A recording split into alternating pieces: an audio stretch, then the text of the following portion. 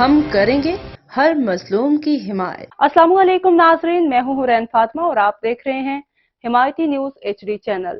نظر ڈالتے ہیں آج کی اہم خبر پر۔ احمد دین حمایتی کی رپورٹ کورنگی 1.32C میں KDA انجینئر ریاض الدین کی ملی بھگت، قبضہ مافیا سرگرم، سرکاری زمین پر تعمیر دوبارہ شروع، کرائم رپورٹر تنقید نیوز۔ تفصیلات کے مطابق KDA کے اسسٹنٹ ایگزیکٹو انجینئر ریاض الدین قبضہ مافیا کا سرپرست بن گیا، سرکاری زمین پر رکوائی گئی غیر قانونی تعمیر دوبارہ شروع کروا دی۔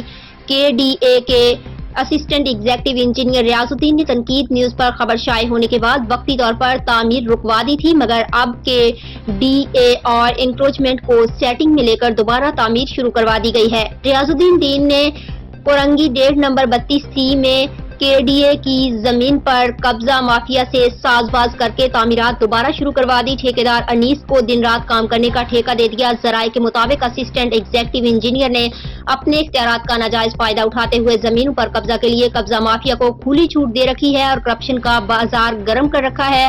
ٹھیکیدار انیس احمد بھرپور طریقے سے قبضہ مافیا کے ساتھ مل کر زمینوں پر قبضہ کر رہے ہیں۔ ڈسٹرکٹ کورنگی میں تعینات KDA انکروچمنٹ آفیسر بھی ایکشن لینے سے گریزاں ہیں۔